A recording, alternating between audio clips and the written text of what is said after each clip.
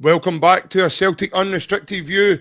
I'm JP, and joining me in this episode is my good man, Mr. Barry McCandless. It's been a wee while, mate, since I've been able to get a wee chat with you on here, mate. I know you were on with the lads last week. How are you? Hope you're well. How you doing, big guy? Yeah, thanks for having us on. Looking forward to a chat with you. Yeah, all good, all good. Certainly looking forward, like most Celtic stroke football fans, to pre-season getting started and just getting our football fix again, mate. Yeah, I think your friend Market was on with you last week as well. I think he touched on missing Celtic and needing a Celtic fix. And obviously, it was good to see your bro Sean on making his debut on the channel as well. I hope the lads aren't having nightmares about being on last week. It looked like a hectic fall that was on me. Yeah, no, Ryan done a great job. I've got to say, when you're hosting and it's a full show like that, you've got to manage people's times. He done that perfectly. But yeah, Sean enjoyed it. He's like most people afterwards reflecting on it. He thought maybe he could have done a bit better in different ways, but that's how it goes, isn't it? When you do something for the first time, you never do it perfectly, and you just learn from it. So I'm sure he'll be back on. Yeah, it'd be good to get him back on as well. Obviously, I missed him, obviously, due to being away on holiday, so it'd be good to get a wee chat with him personally. But all in all, mate, I thought it'd be good to get you back on for a kind of different chat, because there's been a lot of chat about transfers and things happening with the club and people coming in and out, members of staff, players, etc.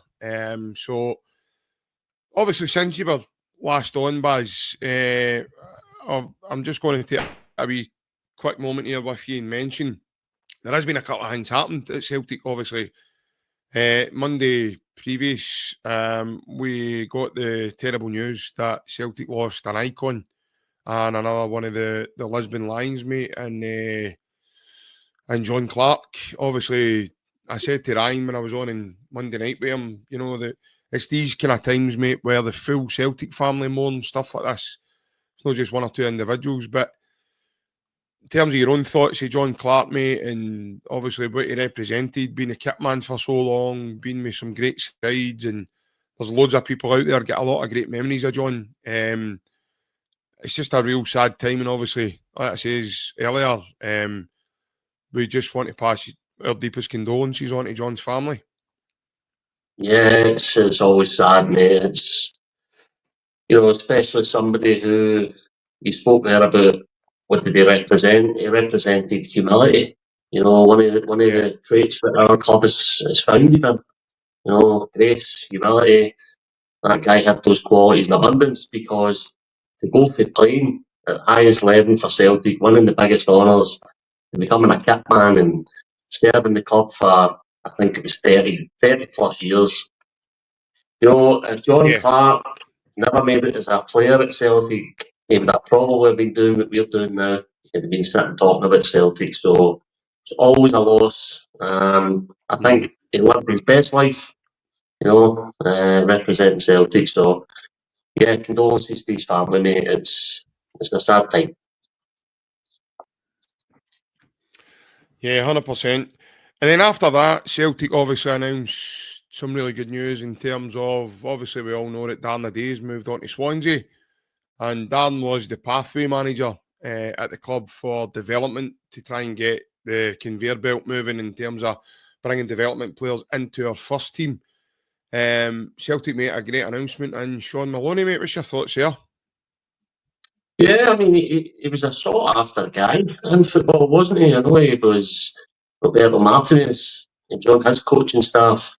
He had a shot at management himself. Anytime you hear him speak, he speaks well about football in general. He obviously played for the club, so it ticks every box, really. And look, it's well documented that we don't have a conveyor belt of players coming through the youth team or the development team. And it's clearly something that you have to stick with and persist with, because you just never know the time that you could benefit. It might not even be one player. There could be a time in the near future, hopefully, there's 2, 3, 4 of these boys come through. So you have to invest in that side of the club. And yeah, it looks like Celtic are doing that. Do you think that's been an ongoing issue, Baz, over the last number of seasons? That we aren't seeing enough youth players not only being given an opportunity, but managing to do like a Callum McGregor, James Forrest, Anthony Ralston, etc., and stay within the and about the first team? I think it's an issue with most football clubs, JP. I think most clubs, particularly the fans, want to see players come through that are their own.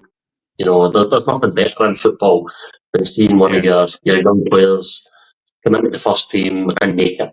You know, it's a special thing at any club. But for a club like Celtic, it's got even more meaning. So I think Brendanrodgers is a big advocate for young players, and he's proven that at each club he's been at. He's always gave youth a chance. And it's certain cliche that if you're good enough, you'll play.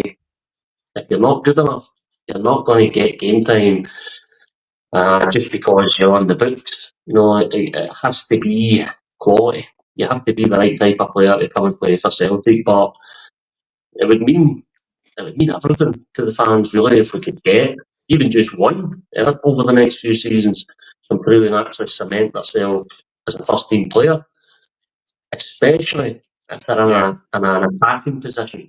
You know, we love a young player coming through who a goal scorer or a creative player. You know, if I was being picky, then that's the type of player I would love to see come through the ranks.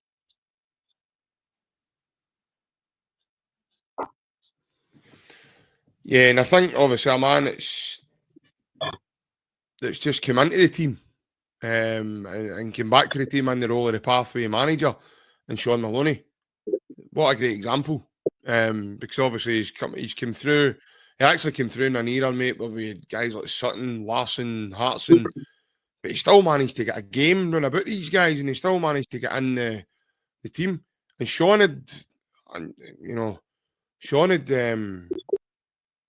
bags of quality about him, and he was one of those players, Baz. I thought he was really exciting when he burst onto the scene. He had lots of pace, really good energy, and he knew where the goal was. Yeah. What position did you prefer him in, JP? Well, I don't know if you remember his first game. He was 17 years of age when he broke into he came on against Rangers at Ibrox. Celtic beat him 3-1. Yeah. It's the one Larson kind of goes around and nearly, more or less, scores for the byline and puts the ball in the net by Kloss. And Moravcik, obviously the man's passed away, God rest him, in terms of Fernando Rickson. Moravcik turns him inside out for two the most identical goals you'll probably ever see, out with Lee Griffiths' 2 free kicks for Scotland against England. But when you look at Maloney, I kind of thought he was really good in the 10 position, Buzz. Remember the goal at Celtic Park where he scores against Rangers? And he just floats the ball right into the kind of top corner. Thought he had a lot of good energy. He was good off both sides as well, but my preference, I thought he was good as a 10. I thought he had really good energy. He was good on the half turn. His pace took him away from like the opposition's number 6, if you would call it nowadays. Yeah, but what about yourself, mate? Where did you think Maloney fared better on our side? Well, I thought he was an excellent footballer. First of all, I thought he was technically really good. You know, for a Scottish player to have come through the ranks, technically, he was very good at that kind of low centre of gravity. As you say, he was really good on the turn. Wasn't pacey, but did have acceleration. And I think his best position was out in the left, but he played in a time where Celtic didn't really play with those high wingers. I mean, football at that time, it wasn't really a 4-3-3 system that teams played with. Nowadays Yeah. it's two wide forwards. So Sean Maloney now would probably play in that sort of high left-hand side winger position. And probably, if Celtic played that system at the time, you'd have saw an even better version of him because he played, I think his best football for Celtic was left midfield, and which meant he was having to do a lot of defensive work as well. So if you were to put him further up the pitch in a higher left-hand side position, he probably would have done a lot more damage, but he was a really good player. He was really good technically. He's one of these players that you maybe don't appreciate him quite at the time. Guys like Chris Commons, these guys, their technical ability when they played for Celtic wasn't really that valued. Just the way it was at that time, but Yeah. no, he was a really good player, Sean Maloney. Yeah, he was. And you're talking about him coming in off the left. His goal for Scotland against the ROI at Celtic Park was just frightening, that kind of 1-2. He plays with Bruni, and then he just curls it right into the far corner. It's probably one of my favourite goals of Sean's of all time. Between that one and the one he scores against Rangers at Celtic Park. But yeah, it's tremendous. I think it's a stroke of genius for the football club, mate, in that role he's coming back in, because Sean's got great experience. A lot of Celtic fans forget that he's been away and he's worked for the Belgian FA, mate, under Roberto Martinez. I don't know if anybody's seen that documentary. I would recommend anybody to go and tune into that. The way Belgium operated and the way they operate their system, it was all high-tech stuff. Sean apparently in the documentary was well quoted by the players, by the way, guys like Kevin De Bruyne, Axel Witsel, a lot of guys speaking to him and, saying his football brain was really, really, his IQ was up there, Baz. So I've got no doubts, mate. We've got the right man for the job. We've actually probably got a better guy now, and I don't want to be disrespectful to Darren Day there. I actually think we've got a better footballing man in the role now than what we previously had under Darren Day, mate. Yeah, I think the club have moved swiftly. I mean, I always like that it's somebody with a Celtic background that's coming out of the club to do these roles, because Sean Maloney knows the pathway into the Celtic first team as well. But in comparison to Darren Day, obviously Darren's new to coaching and being involved in that side of football. Now he's not a player. But Maloney's CV and the people that he's kept company with in football is first class. So hopefully we get the benefits of that. And, not everybody who leaves football can transition into management. I think that's been the case with Sean Maloney. But they may find their feet in a different role, whether it's a development coach or a fitness coach, or sometimes you see ex-players. I mean, it used to surprise me seeing ex-footballers going into kind of a director of football, or scouting operations, or I think about Edu at Arsenal. You think about those players getting into those types of roles, and it's a bit odd, but we don't know what these guys are like away from football, what their qualities are, what type of brains they've got, what it's suited to. So hopefully Sean Maloney can come into Celtic and have an impact. I mean, if you're an ambitious guy, if you're Sean Maloney getting into that role, then the challenge for you, or the goal for you, is to get a player into that Celtic first 11. I mean, that's how you would weigh up, has he done a good job or not? Well, if players come into the first 11, then you have. But if players don't, then you've not really done the task that you were set out to do. So hopefully he's got that drive, he's got that ambition, he's got that love for coaching, and who knows, we might see somebody pop up. Yeah, predominantly he's not just focusing on the one pond either, Baz. I think it's important to understand as well that he does have the power to recruit from elsewhere. Now, Sean might have contacts from down south, and I normally don't like saying this, but in reality, not all of our kids and younger guys are going to be good enough to go to the first team level. That's why they get to a certain point and then they get moved on. It happens at every football club, not just for Celtic. However, Sean might have that, that wee magic ace that he's pulling out the card going, well, I know this boy for Brighton, or I know this boy for Southampton, or I know this boy from Wigan. And that might give it a fresh look. There's an example there in the young lad that are about to announce in terms of Callum Osmond. So there's that cross-border label comes into play there. Sean has that.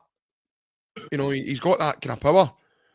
I think it's going to be interesting as well to see Sean working with Brendan, and that's why I think, Barry, that he's more of a fit there, because he's a real football man.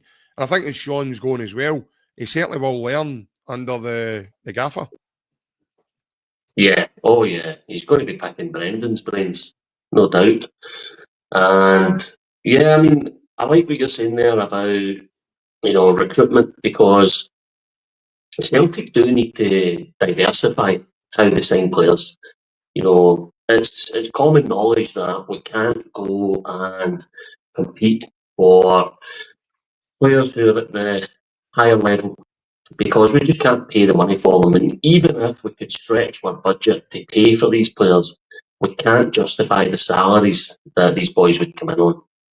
So it's good for me to see us being linked still to players in the Asian market. I don't know if anything's going to come of it, but it is positive that we've still got one eye on those markets. And the boy for Fulham, it shows as well that we're having a look at those sort of young players down south. They're maybe on the periphery of the English team's sort of first team squad. And we're looking to see if we can pinch one or two of these guys, because we have to be creative with our recruitment. It's Mark, who was on the podcast recently, it's really good talking about this stuff, because it's difficult. Recruitment, if you look at the biggest clubs across the world, there's no team doing this perfectly. And, you look at Manchester United, they're a great example, because they've got access to the best players. They've got the funds to buy the best players. And they've tried. And they've not really done a good job of it. And you could specify different clubs across Europe. So the fact that we are having to budget within our means that we need to be more creative. And certainly bringing Shaun Maloney in as somebody who's got an eye on developing players that are at the club, that, like you've just said there, who's also able to have, his own resources, looking at players for different parts of the world. And as you say, he'll have a different network of people that he can contact. He'll have access to some really good people in the game, because his time with Belgium, etc. So we hope we're a club that needs to be broad-minded. We're a club that needs to be always looking for an edge, always looking for ways to build and grow, and we just can't stay static. That's not an option in any area of the club. So the fact that development and keeping an eye on that and trying to build on that is on Celtic's radar is a positive thing. Yeah, I think it's important there as well. Let's not just focus on Shaun Maloney and the recruitment side of things. I think it's important to recognise that we do have guys who, they're no dinosaurs. They're involved. We've got a guy, part of our recruitment team, in David Pleat. Yeah. Now, you look at the vast experience that man has in football just alone. I know he's older now, he's a pensioner, and he's older in age. In terms of his football knowledge and wealth there, mate, that's going to help Celtic. You've got Paul Tilsdale, who's been involved all over, like down in England, and he's been involved in the game. But he's young, he's modern, he's progressive, he's got a fresh idea. He's got a fresh idea of doing things. I read a transcript just the other day there, and it was to do with appointing Shaun Maloney. Right. And, you know, he talked about how he was so excited in order to get this over the line, because looking from Brendan down into that department, they're all in tune. And that's where Paul Tillsdale hits home with. He talks about that. He says that, you know, they've all got the same goal and plan and everything else. Now, I know that certain fans might go, do you know what? They're probably just singing to the choir there. They don't have to. That's my point. There is no necessity there for them to be singing to any choir, because it's a close season just now. Celtic could just go, do you know what? We'll wait a couple of weeks and then we'll make a move. But they've not done that. They've been making moves for the season finish, Baz. And I think that's really refreshing, mate. You look at KT coming in the door, Scott Bain has departed the club. A fortnight later, boom, we've got Ross Doohan. Now, Celtic fans might be looking at this and they might be going, Ross Doohan's not the best goalkeeper we could get. Ross Doohan's a very, very experienced goalkeeper. And to be getting someone like that on a Bosman, in my opinion, Baz, shows exactly how impressive our football trading model really is. Yeah, no, listen, you know, I could listen to that again there. You make some excellent points there. And it's about how efficient can the club be? And there is a growing sense at the moment that the powers that be at Celtic, all the way to Brendan, are really on the ball, and that they're making moves, timely moves. And that is refreshing, because it's not always been like that. You know, even last summer, you know, our recruitment last summer was fantastic, but it all happened in the last few days. So yeah, getting Doohan in on a Bosman, you know, who, as you say, he's got a lot of experience. Seems absolutely thrilled to be back at the club. And those two names you mentioned there, David Clayton, Paul Tillsdale, these guys behind the scenes are important people. You know, we don't see these guys every day. We don't hear from them. But the roles that they've got at the club are massive, because these are the people that are aiding Brendan to do his job as best they can. And I would say that the appointment of John Maloney is reasonably high profile for the job he's going to do, because you know Shaun Maloney has had managerial roles. He has worked under Martinez at Belgium, so he would have a CV that would, you know, be fitting to go and look at jobs at a management role. So for us to get him in a development capacity, you know, with the football knowledge he has, with the vast experience he's got, that's a sound appointment to me. It also shows ambition from Celtic, that they haven't just went and got somebody who's already at the club, let's say, promoted from within, or brought somebody in who has maybe just recently retired. You know, these are the types of profiles you would have expected to see getting that role. But the fact that Shaun Maloney, the fact that you've just said about that extract there, where there was an excitement about getting Shaun Maloney into that role, those are good signs for us as Celtic fans. 100%, mate, because when they made the announcement, I was excited straight away. I was stimulant. I was, oh, here we go. Yes, because I know from the outside looking in, I know what Shaun's all about. You hear him even when he's on Premier Sports. He's done Celtic games. He's covered Celtic games. He talks about the game really, really well. He knows the game. And the fact he's played the game at a very good level, both internationally and with Celtic, with teams like Aston Villa, Shaun's a great candidate for that job. And I can only wish him all the very best. I'm really looking forward to seeing what now transpires and unfolds, because there is a couple of kids there. Well, when I say kids, I know one of them I'm about to mention is 22. He's still a kid to me. I'm 41 now. I'm nearly 20 years older than the boy. But it's, you know, you've got Dane Murray. You've got boys like the boy McArdle, Aidan McArdle. You've got boys coming back for that, Adama Waka, Matthew Anderson, Ben Summers.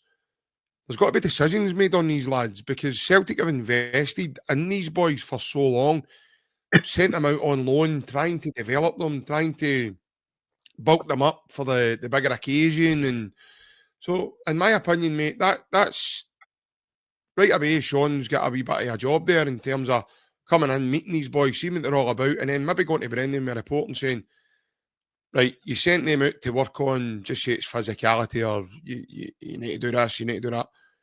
Numbers maybe aren't the best. You're looking at the boy McArdle.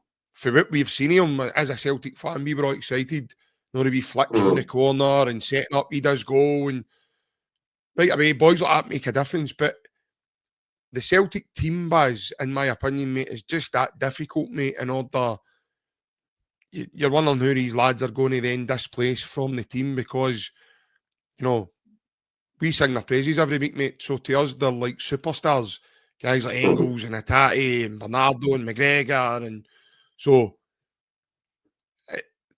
like say the lad McArdle, he's got his work cut out from the boy. Dane Murray plays in a department where, realistically, you've got Cameron Carter-Vickers, a nailed-on starter, and then it's roll your dice to see who. Predominantly, I know Brendan's played Liam Scales, but after that, it's kind of eeny, meeny, miny, mo stuff. Yeah, I did like the look of McArdle. I thought he showed, you know, what I saw of him, because Brendan did give him some game time. I thought he looked a prospect, but we've seen this before. You know, we've seen this video before. Players come in, they get an opportunity, they get some minutes, and then it fades away. So, because we don't have that sort of long line of success with players, you're sceptical. You're sceptical when these boys come in. So, as again, I go back to it, it would be great for all the fans if somewhere along the line, whether it's this season or even next, to get a player in from the youth team. Listen, they don't even have to be Scottish. If it was a young player that we picked up from down south or across Europe, and you know, and they played a few seasons at Celtic at a younger level, and then we brought them into the team, even that would get us all excited. And the boy Murray, I know Brendan put him in the team and spoke highly of him as well.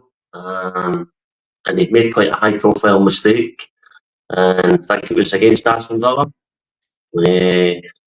So, you know, it's difficult. It's difficult, but all we can really do as a football club is what Celtic have done. They've employed somebody who seems to have the credentials, seems to have the CV, has walked the walk, speaks well about the game. And so you're giving these guys a chance. They're working with a proper coach. They're working with somebody who's been there, done it. And you hope that you reap the benefits of that. But we just need to watch and see how it goes. 100%, mate. Yeah. And this is what I mean about Celtic, mate. There's loads of different topics that you can go away off on and start chatting about and everything else. But we'll get into some of the stuff why we're even here today. Obviously, before we came on this chat, I'd asked you to we went over some players, me and you, and I think it's only fitting that we bring them up to give Celtic fans that memory again of. So basically, for me, these are players who played for Celtic, and you know, for me, it was over too quickly. It was over and done with far too fast. So we'll start off. I know you've been quite excited about this one. So we'll start off with this big fella here. So I'll move that banner so that everybody can see. So Matt Reaper. Hold on, I'll move the other banner out the way. There we go. So Matt Reaper signed for Celtic in the 1997-98 season, Barry. And he came with an array of signings, and I kind of realistically, I kind of rebuild that season. If you remember back to that season, but he was one of many, including the main man Henrik Larsson himself. But Mark joined us. He came up from West Ham, and he was part of a team that obviously stopped the original 10 in a row, as I call it, Barry. And I just felt that one season he played was just the tip of what could have been me, Mark, because I don't know your own thoughts here, Baz, but I absolutely loved him, mate. I thought he partnered really well with Alan Stubbs that season. And the two of them were just colossal. It did take a wee bit of time to get used to it at the beginning. I know we hadn't won our first couple of league games of that season. Hibs beat us, Dunfermline beat us. But then we started to gather a wee bit of momentum. We won the League Cup, or the Coca-Cola Cup as it was called that season as well. So we actually won a double that season. But the main one was, obviously, we stopped a 10 in a row. But, aye, mate, what's your thoughts on Big Mark? Yeah, great place to start, because that season he came in, it was a rebuild. There's no doubt that was a team that got ripped apart and rebuilt again. And he was absolutely critical that season. And it wasn't just his defensive abilities, it was his leadership. The guy was, a bit like CCB in the fact that he wasn't the most vocal. He went about his business quietly, low profile. Yeah. But, really stood out in that team as one of the key players. And obviously he was experienced at that time as well. But hadn't won a lot in his career. So, he didn't come to Celtic as somebody who'd won trophies in different ways. So for him to take on that role, and I thought he had a stellar season. He was outstanding.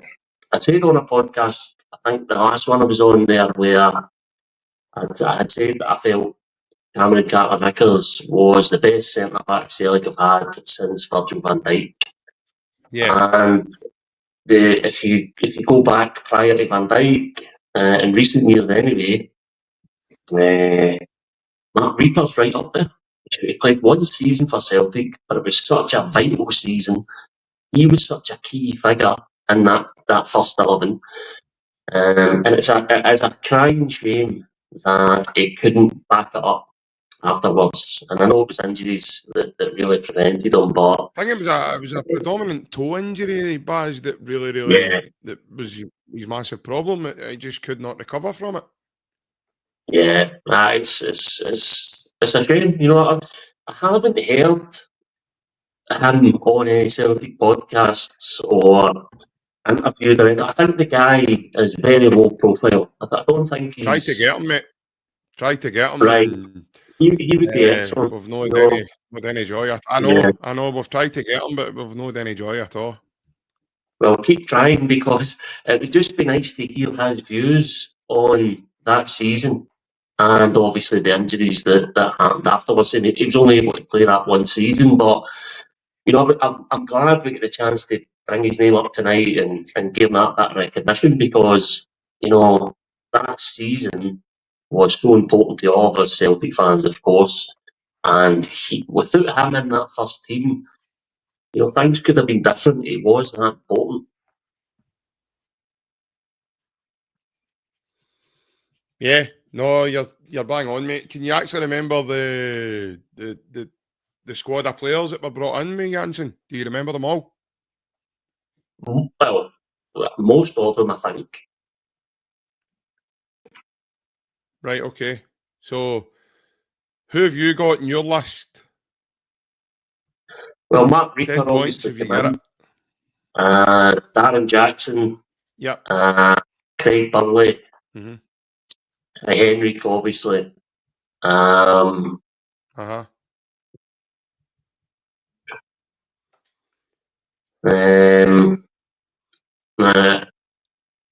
I want to say Reggie Blinker. Reggie Blinker, yeah. He came up for Sheffield. Yeah. He came up for Sheffield Wednesday. Yeah, I'll let you fill in the rest.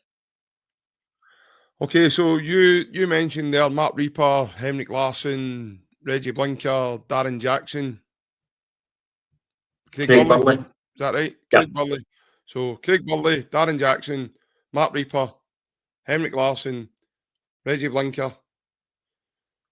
So there was Paul more. Lambert. Obviously, Johnny Gould, the goalkeeper. Paul Lambert.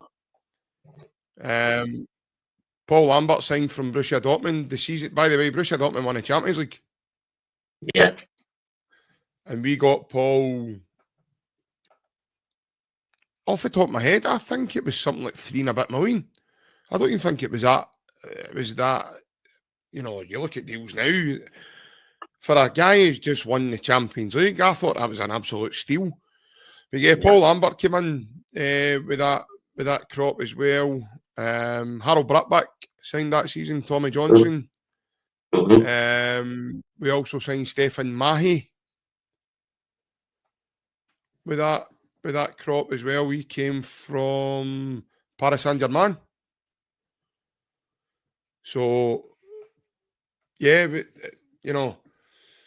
and then obviously, but Brattbach never came until, I'm sure it was that not the kind of beginning of the January window? Because I'm sure it was run about the Christmas time Brattbach came, because he was in the crowd when Celtic won the Coca-Cola Cup at Ibrox, when we beat Dundee United in the final. He was in the team. He wasn't in the team, he was in the crowd, and that was him just about signing. I don't know if that was a January window or we just didn't have a transfer window then, which meant players could sign at any point. But you're right, mate. You're bang on about Big Reaper. I thought he was a tremendous signing. Like I say, he was a great big player. Played with Denmark and a great Denmark team with the Laudrup brothers, Morten Vikost, Ebbe Sands played with him as well. That Denmark team were a very good side. Obviously, Peter Schmeichel as well. So yeah, he came from. I mean, way back then, we signed him for West Ham.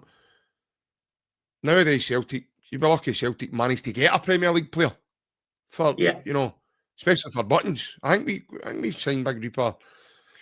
Again, I think that was one of our bigger signings that season. I think it might have been £1.5 million. Geez, we signed Alan Stubbs for 3.5 for Bolton when he came and Tommy Burns was the manager. So that was massive. That was our transfer record at the time then. When Alan Stubbs signed. So, but I thought they two played really well. At the start of that season, obviously Malky Mackay was still on the fringes, and then Janssen moved him on. But they two were excellent, and as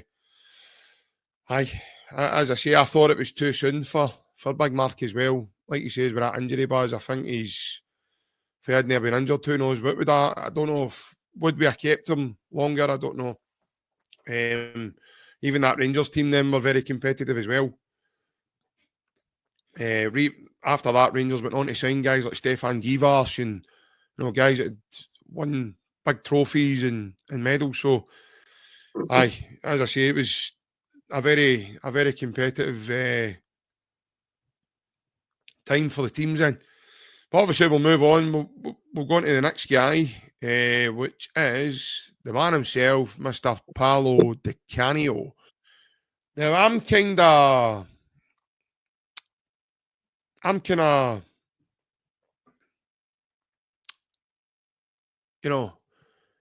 annoyed with this one, Buzz. I don't know about you, mate, but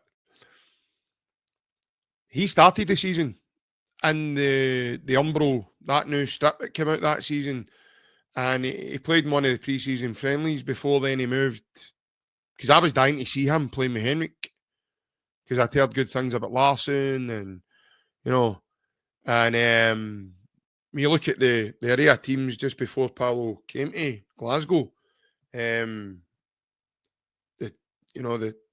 kind of teams that he's played with there, Lazio, Juventus, Napoli, Milan. Now I know some of those teams didn't have the amazing European stature that they've got now. Milan's always had it, but like saying Lazio and Napoli, they weren't as dominant away back then as what they were Juventus, they were always competitive, but Napoli, for me personally, Napoli wasn't competing for the Serie A title then, as far as my memory can No, they remember weren't. back. I was only a kid when Di Canio, Lazio certainly weren't one of the bigger teams in that league either. But what was your thoughts on Di Canio? Because I've heard a lot of mixed Celtic fans say they thought he was a madman. I just thought he was absolutely different class when I seen him play, Baz. And for him to only play one season with us, mate, I think I'm more gutted for him than I am for anybody else. Well, I wonder if he would be gutted, because obviously the season that he left, Celtic went on and won a double. So, he could have been part of that. First of all, I would say I thought he was a sensational footballer.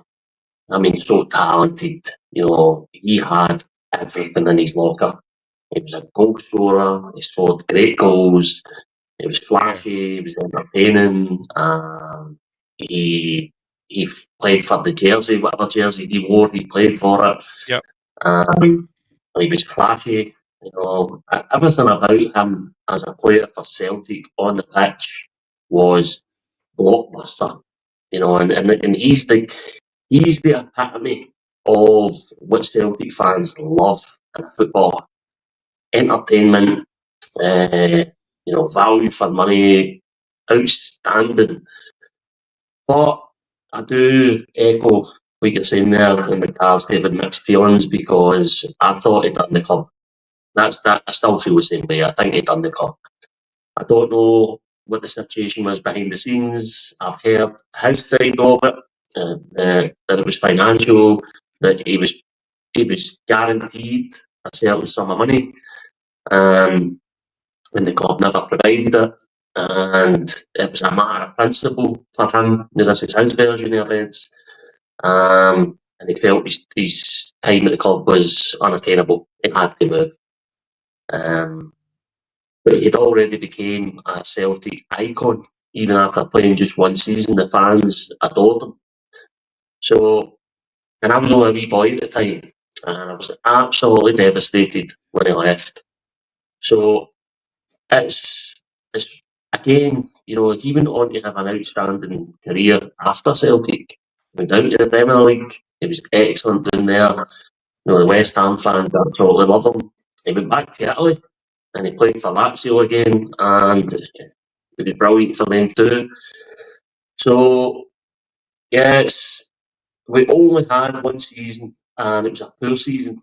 So there's not a lot to celebrate about Di Canio's time at Celtic, but just as an out-and-out footballer, wow, what a player. And I wish, like you, can you imagine Di Canio and Henrik in the same team? That's some prospect.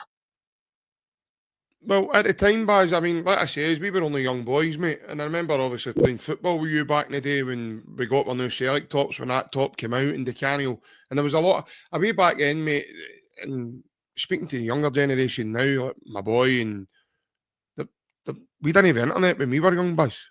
So it was all teletext, and you didn't have the Sky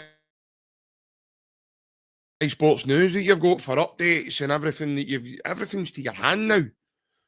A way back in the day, it was teletext. You were in your grannies telling everybody to shush so you could find the teletext channel. I still remember it. It was 417 was Celtic's page on teletext. And yes.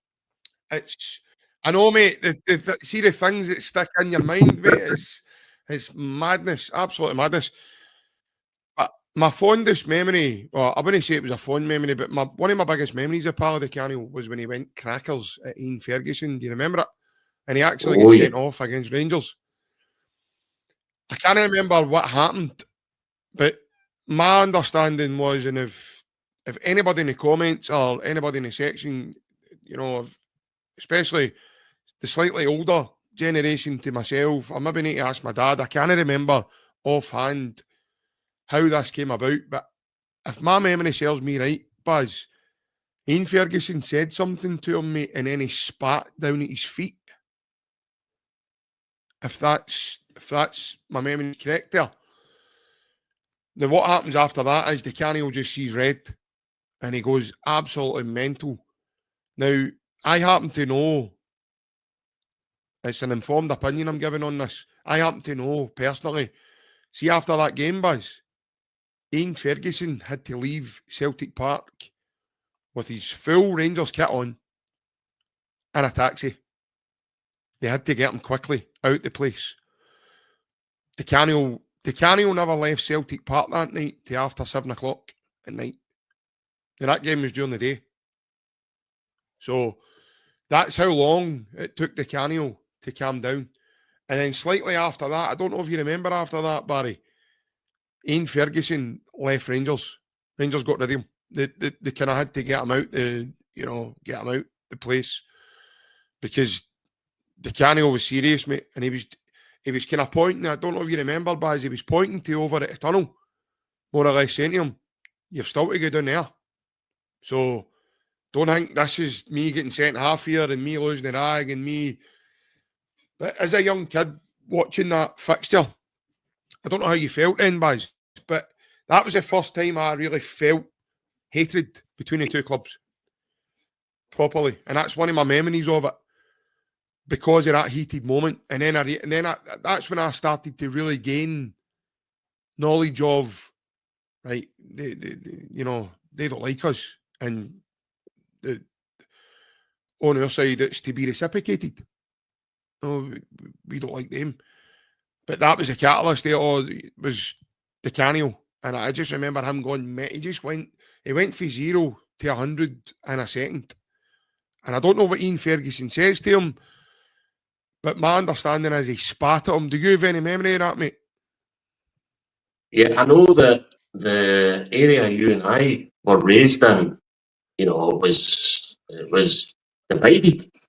So, Yeah. we were born into this, JP, the rivalry. Now, I know I can speak for both of us here. We don't like the ugly side here. We don't like the violence. We don't like the sectarianism. We don't like the stuff that goes on. Yeah. But in terms of a pure rivalry, a desperation to get one over the other team, it's always been with us. Yep. But I do agree with you. At that time, that was the first kind of time I saw just that sort of intensity between the two sets of players, because the Canny was that day that he couldn't be calmed down. There was no calming him. No. He completely and utterly lost it. And part is the Celtic fans sort of like players like that, don't we? We like players that display that sort of do or die attitude. So he probably endeared himself to the Celtic fans even more that day, although it wasn't his intention. Yeah, so he did have that side to him. I think he carried that side of him to every club that he played with. But yeah, and his football boots, if you remember as well, his football boots were iconic too. I got a pair of them. The gold one. Yeah, it was the first time. Pantoflo Adoro, wasn't it? The make his boots, yeah. Yeah, and the different colours, and he brought that.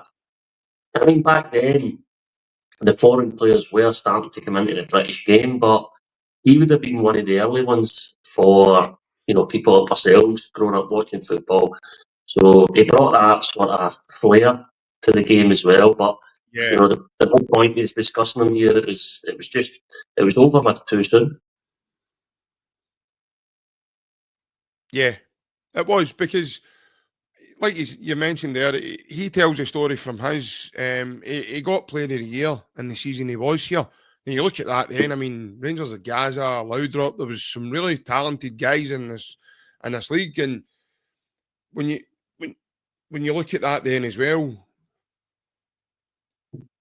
that was really impressive to be here in your first season. He gets Player of the Year.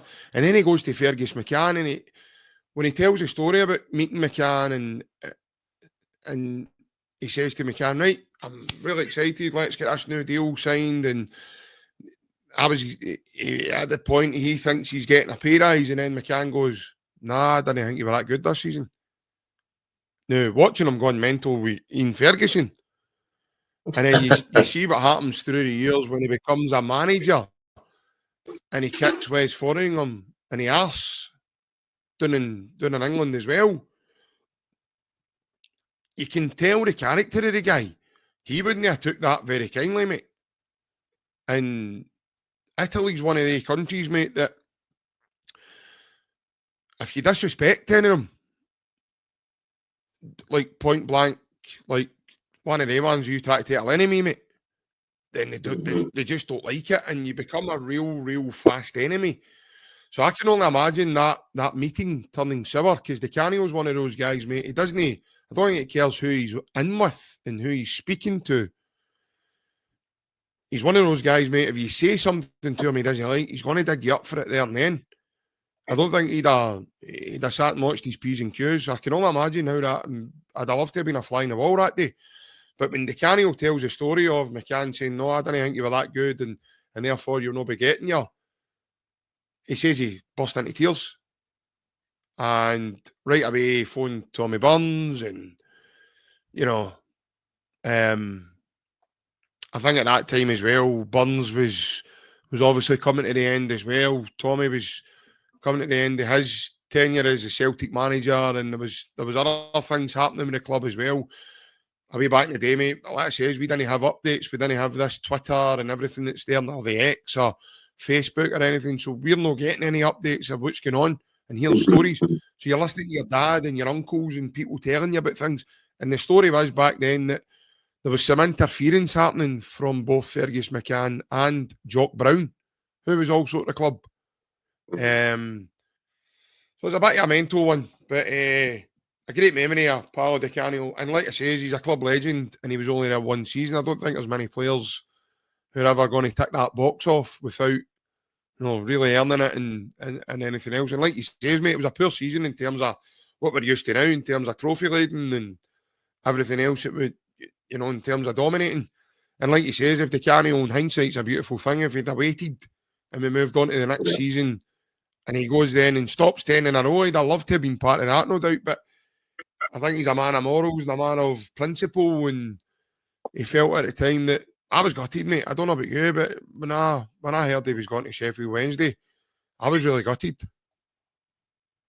Well, full disclosure, I was crying when I was only a wee boy, and this was my hero, and he was leading the club. And like you've made a great point there again. There was no information, as a kid as well. You're just being told your favourite players leaving the club.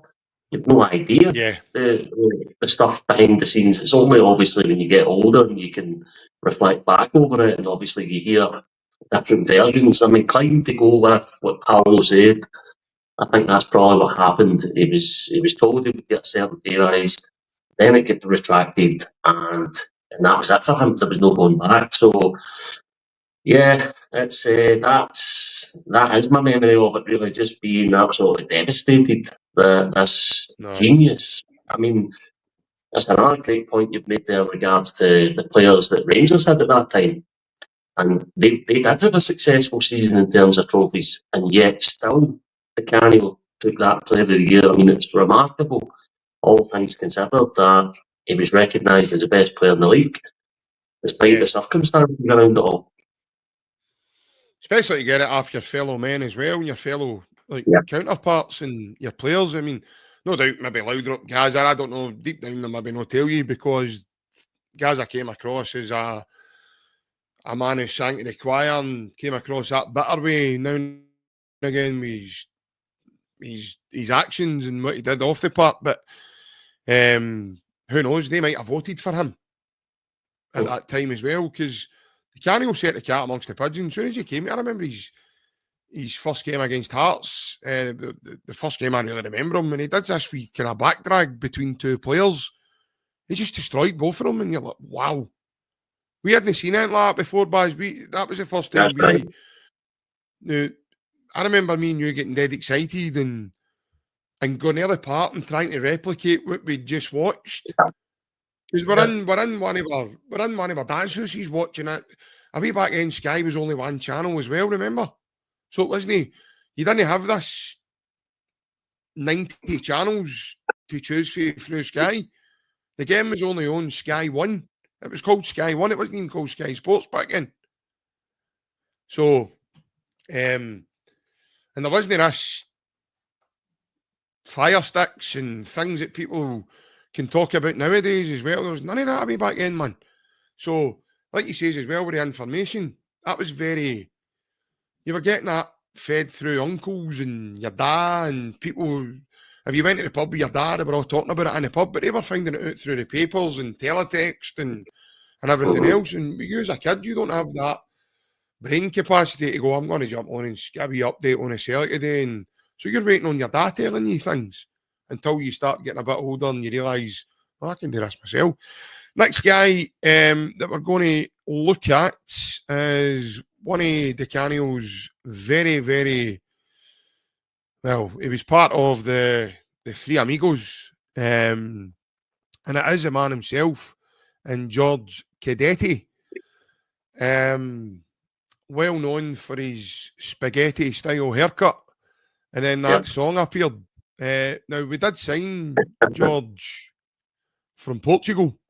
He did have a couple of loan spells, as you can see there, prior to George coming. But again, mate, he was only with us for a season.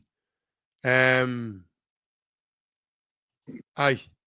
give me your thoughts on what you remember George Cadetti. Yeah, well, first thing, same as yourself, that hair. And you go back to it, this was a time when foreign players weren't coming to Celtic season after season like it is now. You know, it was reasonably new. So he brought that flair and that difference. You know, he was different to what we had seen previously. But wow, what a finisher. Absolutely lethal in front of goal. My memories of him, I don't recall him missing many chances. You know, it seemed to be that if you gave him a chance in front of goal, he would find the back of the net. Just very prolific. And we sort of want to watch for him because, as you said about the loans there, I don't think there was a lot expected of him. I think his career wasn't really going anywhere. And then obviously he showed up at Celtic. It's hard to say what actually happened with him as well and why he didn't stay beyond that year. An enigma. He has says he regrets it, but as he did say, it's a big regret he has nowadays. I think he's one of these players that, I don't know, I'm going to use this word, right? I don't mean it disrespectfully, but I think he was maybe a wee bit of a diva. That's all I can say. I think he was a bit of a diva. I think he was one of these guys that everything needed to be on his terms. And if it wasn't, he wasn't playing ball. That was what it seemed to be like. I don't know if that's true. I don't know if that's accurate, but that was my perception on it. Still, when I look back on it, I still see it that way. But he was here and gone far too soon because his ability to score goals was as good as anybody really I saw at Celtic. I'm not saying he had all the attributes of a Larson or, you know, like Kyogo or, you know, Gary Cooper. I'm not saying that he was as good for Celtic as these boys were because he only had the one season. But in terms of goal scoring, he was as good as any of them, really. And that's how I remember him. I was at a game when he made his debut and Granty put the ball through to him and he came on. But can you remember all the drama that came along with him at the very beginning? Because his registration was withheld for some time. Yeah. Yeah. And there was a right away, now you say he's a bit of a diva. No him directly, but there was drama came with him right at the very beginning. Because obviously it's well documented that a certain Mr. Farry deliberately withheld his registration to the SFA for God knows what reason, but he missed a couple of important games before he then was allowed to play. Games that could have made a difference, mate, when you look back now. I'm not going to start scaremongering and trying to hit it with conspiracy theories, but I mean, the facts are there. You just need to go and do your research and you'll see that. George also brought a Portuguese counterpart with him. Can you remember the fella that came with him?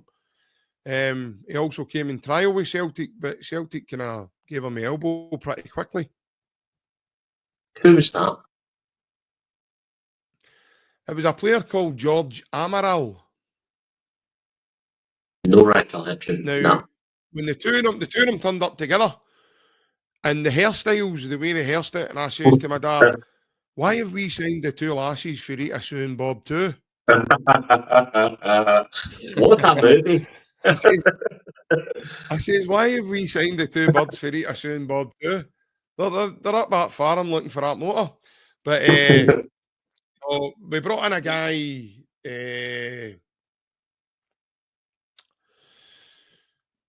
guy, George Amaral.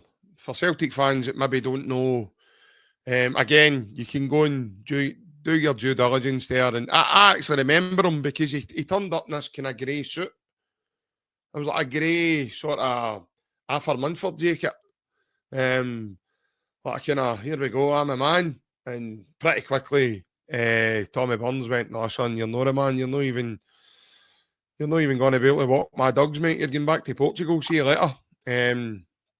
And it was a bit similar to Stan Petrov. Obviously, Stan came with another Bulgarian boy. Can you remember the other boy?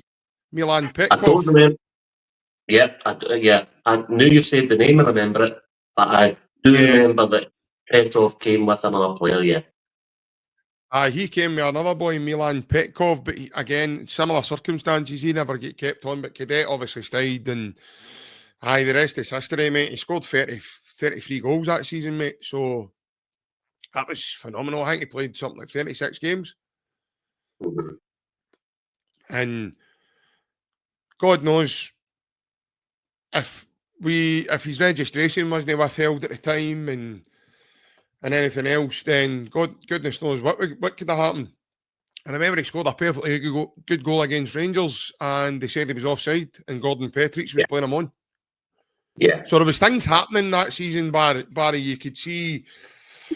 I remember my dad saying to me, "We were never going to be allowed to win this league, even if it was possible." Because I think that was the season Rangers were about to do 9 in a row.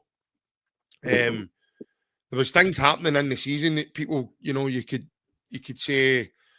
I was only a young lad, so I'm not looking at that. I'm only wanting to see Celtic and getting used to that prospect at that time. Growing up and into football myself and stuff. So, some really good memories, as I say. And just another one, Barry, I thought that just he left too soon. But I think you're right, mate. I think there was a wee bit of interference. I do believe Di Canio. I don't think Di Canio was the type of man to make any of those statements up. I do think something wasn't quite right behind the scenes then. Whether it be Jock Brown, because my dad used to say he was terrible, Jock Brown, and things that, players were coming out and saying, like Pierre Van Hooydonk, he's another one that, had a bad relationship in the end with Jock Brown, to my understanding. So I think Jock was there, and I think he was doing a lot of interfering. And I don't know if it was under instructions of Fergus but as much as Fergus was absolutely tremendous, he saved us and we'll be forever grateful. There was things that happened, and that's just what I'm talking about, like the Canio Cadet. There was times where they're going, I'm not too sure that was the right one, mate. Yeah. No, that's it. I mean, there's no coincidence that the season after those boys left, albeit it was a successful season for Celtic, arguably the most successful season we've had, other than lifting the big cup, because we obviously prevented that Rangers team from getting 10 in a row. But Wim Jansen, the manager at the time, left. He only done one season. Yeah. So there's a wee bit of a theme going on there. They can't all be wrong.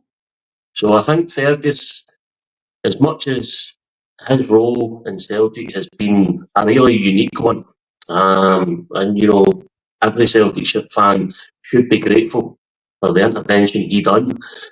And a lot of the success we're having now has been built on the prudence that Fergus McCann done back then.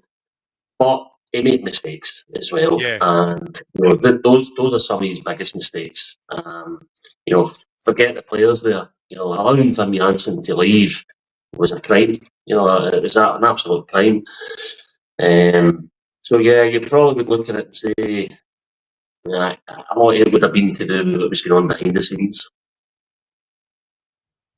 Yeah, 100%, mate. Obviously, that video, I sent you a wee clip, didn't I, just a short time ago, and I found it very bizarre. That was the first time I'd seen it, and it appeared on Sky, and it was a video clip with Fergus talking about Wim Jansen, and more or less trying to cover his own arse. Sorry if I'm swearing there, but it's probably the best way to explain it. Probably try to cover his own backside, and no one to take too much of the brass neck himself. And like you says, it's criminal to let Wim Jansen be going in the first place. But to turn around and say Wim might not have been cut out to be the Celtic manager and it might just not have been the right fit, the guy won a double. What are you talking about? How can you say that when he started his first season with her, by the way, with a rebuild, very similar to the Ange Postecoglou first season as well, to throw a new team together? Alpha, by the way, prior to that, you weren't getting close to winning the league. So there was a points gap every year prior to that for the 9 year. So we hadn't won the league for a long time. And then I know we won the league in the last day of the season, but overall, mate, we beat Rangers that season comfortably at Celtic Park. And you could just see during that season, Barry, there was things changing. Like Rangers were dropping points to Kilmarnock and Dundee United, and but you could see the pressure Rangers were getting put under because they knew that Celtic side were becoming a different animal, mate. Yeah, and you talk about the Wim Jansen rebuild compared to Ange Postecoglou's, and there's similarities there, right? But the one major difference was Wim Jansen done it on a shoestring budget. They didn't have, a lot of money to throw at it. So that rebuild, I mean, when you really reflect back on it, it was quite magical, really. So yeah, that's another one of my regrets as a Celtic fan. There's nothing you can do about it. Obviously, it's the same when players leave. There's nothing you can do. But it's just a shame that Wim Jansen wasn't given the tools and resources to build on that. But listen, it all worked out in the end well because, you look at the situation we're in now as a football club. We absolutely dominate Scottish football. Have done for many years. We have all the power at our disposal. And as long as Celtic continue to appoint the right people and continue to build on what we've got now, then I don't see anything changing anytime soon. I think you'll be the same. Yeah, 100%, mate. There's a couple of boys just before we finish up, mate. I was wanting to go over with you as well. One being here, Craig Douglas Bellamy. Now, I know that was another one you were quite excited to talk about, Barry. But that's another one for me that one that got away. I don't know the politics behind the departure of Craig. I know he was only here in loan, but I was really gutted when Celtic never got him permanently at that time, mate, because if you remember back when Larsson had left to go to Barcelona and Craig came in and played along with Big City and we never won the league that season. But he scored, I think it was 9 goals in 16 games he hit. And obviously his memorable goal was the one at Ibrox, where he actually gets booked for kneeling down and putting his hands across his face.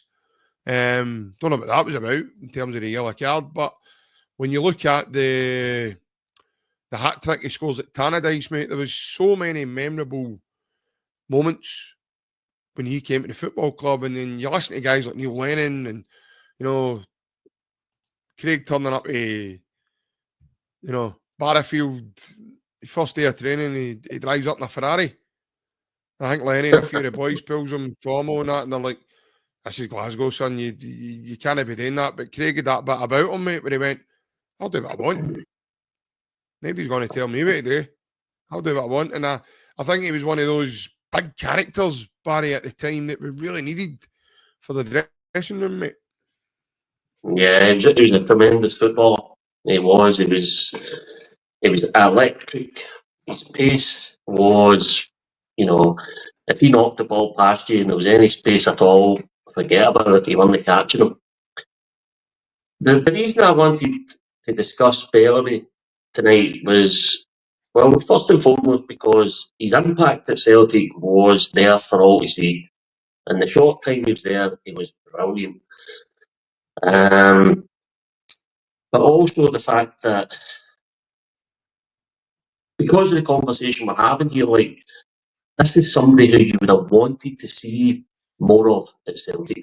He's the type of guy that is suited our club as well, with the personality that he had, and he seemed to have that rapport with the fans. And these are the guys, this is what inspired us to do this pod tonight, obviously. These are the guys you look back at and you've just got a wee thought that says, what might have been if he would have stayed on. And I think my memory is that Celtic just couldn't pay or wouldn't pay the price tag. It would have been a heavy price that we had to pay to get him. But I think it was 10 million at the time when he went to he actually went to Blackburn. So I think it was 10 million quid for Newcastle. Yeah, well, you think about that back then. I mean, even now, for Celtic to spend that, and the finances are different now. What players go for now? So back then, that was a lot of money. But again, it's just one of those players that you'd have loved to have saw him play more for Celtic.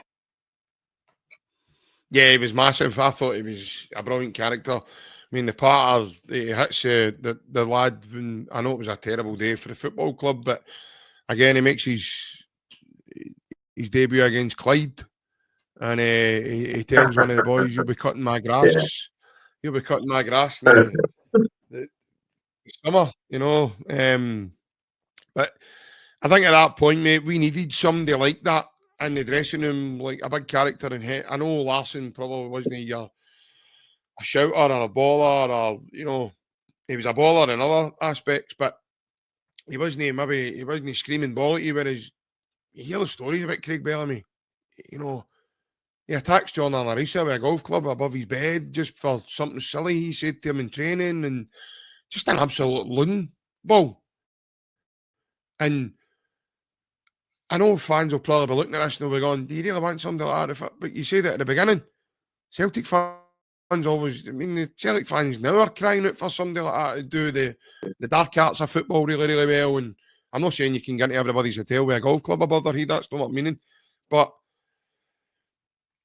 somebody like Craig Bellamy as a character, I thought was a great fit for the football club, and probably why, Barry, he did so well when he came here, because we didn't know, but we know now. We didn't know then. Prior to coming, he was a Celtic fan. So when you are if you're a football fan, and you're going to that team, it's going to give you that wee bit extra stimulation, mate, to obviously to go at it a wee bit more than you probably would with a club that you maybe don't have that affiliation with. Yeah, and I think the disappointing thing as well is the boy wanted to sign. I think he wanted to stay at Celtic. If there was a contract there and Celtic paid the money, he would have stayed on. And he's one of these players as well. He's entertaining. We love these players at Celtic. It's just a shame that he couldn't stay on. That sure is, mate. It definitely is. But last but not least, a wee bit more modern over the last couple of years. I thought this would be a good one for us as well, and I thought he never stayed as long as I hoped he would have. But that was maybe due to who he was up against. But it is indeed big Greek god that Celtic fans were calling him at the time, and Georgios Giacomakis. Obviously, a great experience of clubs prior to signing with us, Baz, but obviously when he came to the football club and Ange Postecoglou brought him, obviously Big Ange knew him really well with the Greece connection and stuff. But what was your thoughts in terms of Georges? Was he one of those players that had to grow on you, or did you kind of get him straight away? I thought he was excellent straight away. I thought you could see the qualities that he brought to the team. His goals to games ratio was excellent. You know, he had that presence and physique outside the box. He could put crosses in. You know, he could go and attack balls aerially, which is a dying art in football. You know, that type of striker. Yeah. They're not as prevalent as they once were. I could never get a read on him as a person. I don't think I could gauge what type of guy he was off the pitch. Yeah, he had a kind of poker face about him. So I didn't really build a strong connection with him as a fan the way I did straight away with somebody like Kyogo, who obviously was up against when he was at Celtic. But there was a time I was on the podcast, I remember saying it, there was a time with Kyogo and Giacomakis where I felt it was a 50-50 between who played. I honestly believed there was a period of time where Giacomakis was performing so well, as was Kyogo, obviously. I thought it was a toss-up. He was really unlucky that Ange had a thing for Kyogo. I think Ange was always going to play Kyogo, regardless of Giacomakis' form. If Kyogo was out injured or suspended, he was always going to come back into the team. And I think Giacomakis knew that. I think he knew no matter how well I play here, I'm still going to play second fiddle to Kyogo. And listen, full respect to him, he just wasn't prepared to do it. That says a lot about a player. You know, they know how good they are, and they're not willing to play second fiddle. Fair enough. But we didn't really suffer with Giacomakis leaving because Kyogo was such a great servant to Celtic. So I wouldn't say Giacomakis was missed, but he did only stay for the one season. And you know, with the podcast that you've set up tonight, would you have liked to have seen him stay? Definitely, it would have been good to see what he could have done over the seasons after that, and would he have been able to break through into the team, nudge Kyogo out? Who knows? But he definitely had a lot of quality, and he's proven that the clubs he went on to play for afterwards, he scored goals for them. Yeah, I found it very bizarre. I remember a defining moment for Giacomakis, Buzz, and you know what I'm like, mate. I'm a sponge to quite a lot of this kind of stuff, and people say I maybe read into things too much. I remember having a conversation with Ryan off the channel and privately. I remember a photograph that appeared in January, and Giacomakis was on holiday, and he had a kind of white linen shirt on, obviously swim shorts, but he was inside a swimming pool, Buzz. But in the photo, Giacomakis is standing like this, holding a vape.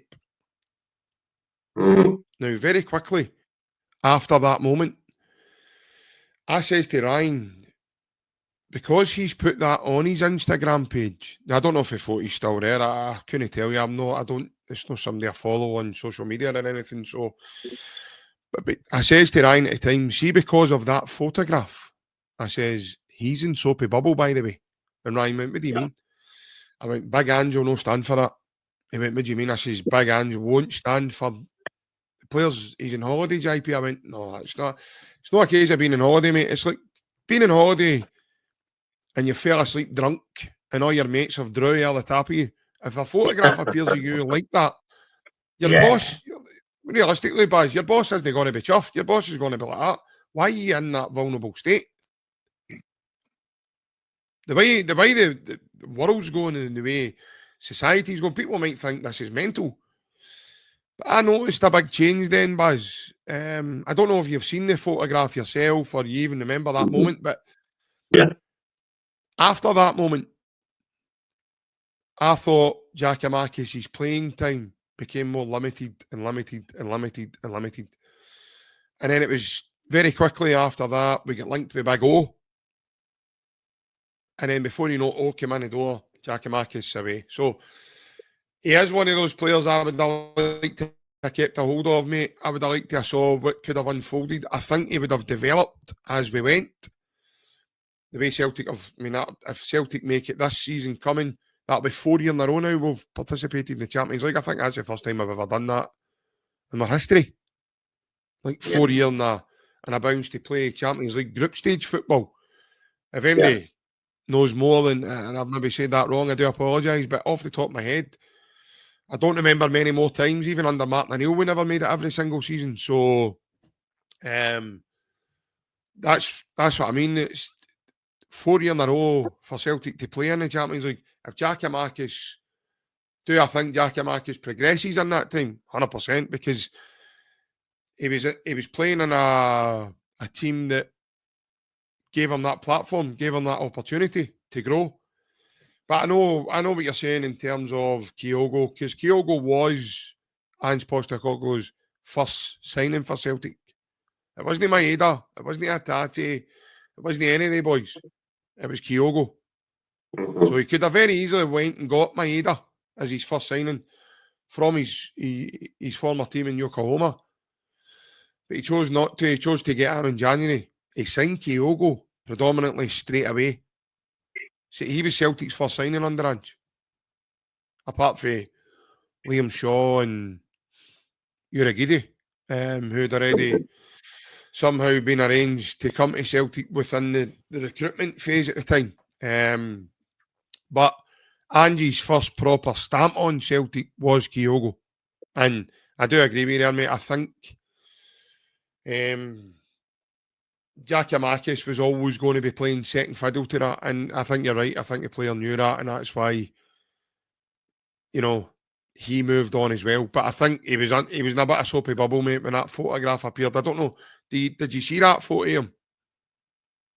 Yeah, I did see that picture, and I think I do recall there was a decline in the amount of games he was playing. I don't know if it was right about that time when that picture emerged, but there was a clean, because he was playing O ahead of Giakoumakis, the one before Giakoumakis obviously gets sold on. Yeah. So something happened. Something happened. The strange thing for me, when we started to see Kyogo play and we started to see what Giakoumakis could bring, they were two totally different strikers. It was a peculiar thing to see that Ange had signed both, and yet they were so different from one another. And it was clear Kyogo suited Ange's system far better than what Giakoumakis did. And again, that was probably always going to give Kyogo the nod, and Giakoumakis would have been aware of that as well. But in terms of the strikers Celtic have had over the years, Giakoumakis would be in the discussion in terms of what he brought and how good he was. Yeah. Even though it was just for one season, but he left his mark. Yeah, 100%, mate. Like he says, he was a goal scorer, and you could see that in him, and he always had an element of physicality. You're right about that. The two of them are kind of night and day between one another in terms of their abilities. And Kyogo was unbelievable for me. I've been a big advocate, even on this channel, for that. I think he's been the closest thing we've had to Henrik since Henrik was there. I'd have loved to have seen what happened with Craig Bellamy, because who knows, Bellamy might have ended up getting that stature should he have stayed longer. But Kyogo was with us a number of years there. So, yeah, mate, I don't know about you, but it's been brilliant remembering these players and moments being a set. I mean, talk about the night, talk about teletext and talk about things. It's amazing when you start having a conversation, Barry. To me, it's just amazing the stuff that just comes flooding back to you. Yeah, it's been a wee bit of nostalgia tonight, and it's been good fun going down memory lane with you, because obviously you and I grew up together. We grew up supporting Celtic together. We played football together. We, Yeah. you know, we were arguing if we were in the same team. We were arguing who was going to be the cameo, and it's all this stuff goes way back. And I think a lot of your viewers as well will be watching, and it'll be triggering memories for them as well. So some great things. Obviously, the nature of the discussion we've had tonight is bittersweet, because it's players that we remember fondly, but it's also players that we didn't get to see enough of. So, yeah, but it's been good fun. I've enjoyed the chat tonight, mate. Yeah, me too. And obviously, just to clip Brendan again there and quote him, I mean, this is how it feels to be Celtic. This is why it's so great, Baz, in terms of looking at so many great different individuals and so many great different times. And this is what this football club does to you. Yeah, it's special. It's special. This isn't a football club you support, intellectually or for a good day out, a good match day experience. This is a club that's right in your heart. It's a feeling experience you have as a Celtic fan. And it's a special club. I love it. Yeah. Like you says earlier, mate, we were born into it and it becomes a way of your life. And as much as you try and I personally don't. If someone that you're speaking to maybe is not that invested in it the same as you, it's alien to these people because they I mean, my missus, I mean, she's not a football fan at all, and we lost to Derby during the season there, and one of them, especially one at Ibrox where we beat 3-0, and I remember I was quite annoyed just that. Well, you remember because I was on the phone to you and we were chatting about it, and we were chatting about. I wasn't annoyed at the overall because when Celtic win, I don't get too carried away, and it helps me when we don't win not to get too disappointed. But I was disappointed momentarily in certain moments in the aspect and the way we lost that game. Because in my opinion, there's ways to lose games of football, Barry. That day I didn't recognise that Celtic team that day. I was like, what is going on, man? It was as if that film Space Jam or EB Aliens had took all their powers. And it was like, what's happened to yous, man? Somebody zapped all the energy at yous. But when I was speaking to my missus about that, and she says, her reply to me was, it's just a game. And I know. And it's like, when somebody says that to you, who hasn't got that investment that you have, what are you meant to do? How are you meant to take that? How are you meant to deal with that? I don't. Yeah. I think I've done well. I think I've done well still to keep my sanity to now from that moment. But no, that was a mental moment. That one. Yeah, well, I've learned over the years to keep my Celtic chat for people like yourself, Ryan, Big Alan, the boys that come on the pod, Mark, my brother Sean, people who have the same affinity for Celtic that I've got. They're the guys that get the phone call from me when I'm disturbed or frustrated at a result, a performance, just because I know you'll know how I'm feeling. Yeah, 100%, and vice versa. I've kind of now got to that point where I'm like, no, I'm not going to show any emotion now if I'm in the house watching the game. If Celtic are away and I don't manage to get to the game, and I'm no once bitten, twice shy with that one. I think, mate, because I was looking for something to lob, and it was one of the ones. Now, remember when you kick a ball into a crowd and everybody shouts "Heeds." I nearly shouted that day in the living room. It was only one person that was in front of me. So, aye, mental. But I want to thank you again, mate, for coming on and having a wee chat. Like you says, it was really, really good to go down memory lane and talk about some of our greats. Yeah, pleasure, mate. It's what's that? An hour and a half. It's an hour and a half. Time well spent. It's been a joy to spend a bit of time with you, mate.